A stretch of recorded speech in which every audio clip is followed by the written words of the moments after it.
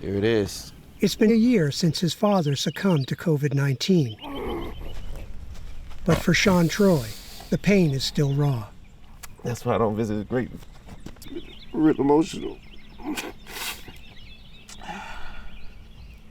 As a second-generation funeral director, Troy has a professional relationship with death.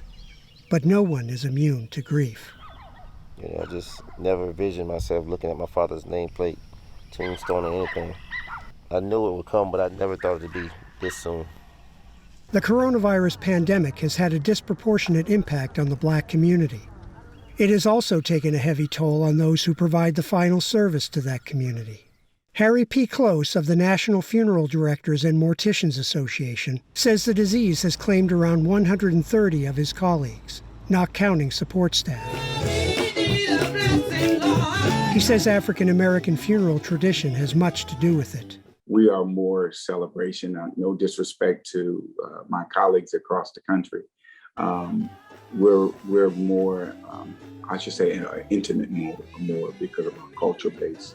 In our community, in the African American community, the funeral director is most prominent individual, and we are the pillars in our community. That's what William Penn Troy Sr. was to Marion County, South Carolina. The son of a brick mason, Troy apprenticed with a local funeral home while still in high school, opening his own business in 1973. But he was much more than just a businessman. This is my father here. Troy was a county councilman, school board member, and treasurer of his church.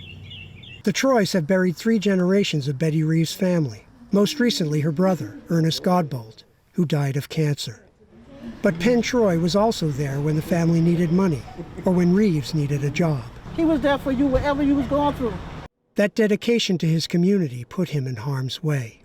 Being the face of the business, the elder Troy was reluctant to hide it behind a mask. I see him in his office, and he's wearing his mask, and it's just up under the nose and the mouth covering. And I have to go up and cover that nose up. 2 days after officiating at this funeral in June 2020, Penn Troy fell ill and was rushed to the hospital. He died 2 months later, at age 76. The esteem in which he was held was on full display at a recent ceremony to dedicate a section of busy U.S. Highway 76 in his honor. He was involved. He was connected. He was respected. The patriarch was laid to rest in Hillcrest Cemetery, which he developed. During his first service there following his father's death, Sean Troy made his way to the grave. He says his father's voice came to him. I got you. I trained you for this all your life. You've been ready to do this. Now it's your time. He knows he'll never get over his father's death. But I get through it.